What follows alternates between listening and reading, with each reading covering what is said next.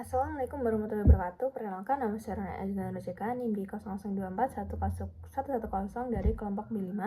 Jadi untuk izin menjelaskan untuk inhale. Jadi seorang pasien datang ke dokter dengan keluhan nyeri perut dan berulang dan berpindah-pindah. Setelah dilakukan anamnesis dan pemeriksaan fisik, diketahui bahwa nyeri pertama kali dirasakan daerah epigastrium, lalu menjalar ke daerah umbilikus, dan terakhir terasa di daerah suprapubic. Dokter menduga bahwa pasien mengalami masalah pada saluran pencernaan melibatkan organ-organ dari foregut, midgut, dan hindgut.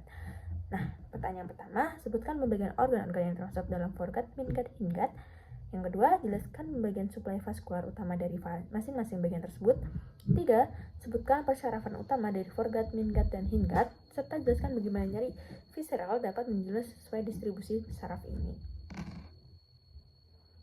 Izin menjelaskan, jadi organ foregut, midgut, dan hindgut itu ada pada yang pertama itu ada organ foregut. Nah, organ foregut itu dari esophagus pars abdominalis, lalu ada gaster, lalu ada duodenum pars superior hingga papilla duodeni major dan hepar, pankreas, dan vesica vilea dan lien.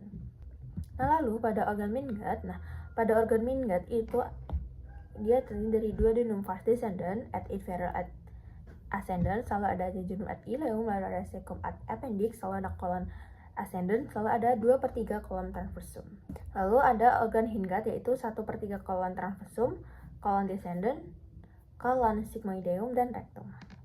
Nah, jadi pada organ foregut, midgut, hindgut itu dia untuk bagian ini untuk saya menyebutkan bagian supravaskular utama dari masing-masing bagian tersebut. Vaskularisasi utama dari foregut itu dia ada pada trunkus coelicus dan percabangannya. Nah, percabangannya itu ada arteri hepatica communis, arteri gastrica sinistra, lalu ada arteri linearis.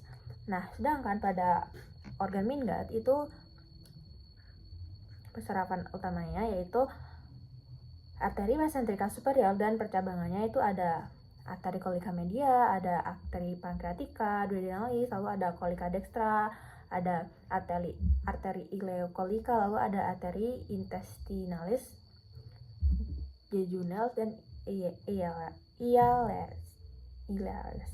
Nah, pada hindgut itu ada arteri mesenterika inferior dan percabangannya yaitu ada arteri colica sinistra, ada arteri sigmoidea, lalu ada arteri rectornalis superior. Nah, dia itu pada vena mesenterica superior itu dia ke vena porta hepatic, lalu sedangkan pada fase vena mesenterica inferior dia ke vena lienalis dulu, baru ke vena porta hepatic. Inervasinya itu atau suplainya itu foregut itu dia ada simpatis efferent, lalu ada simpatis afferent dan parasimpatis efferent. Nah, pada simpatis afferent pada midgut itu glandula spinale, dan kan pada simpatis efferentnya dia pada pus splenicus major, lalu juga ada pada parasimpatisnya dia itu pada nervus vagus, lalu sedangkan parasimpatis efferentnya dia pada nervus vagus juga atau nervus 10. Sedangkan pada midgut dia itu pada simpatis afferentnya dia pada glandula spinale, sedangkan simpatis efferentnya dia pada nervus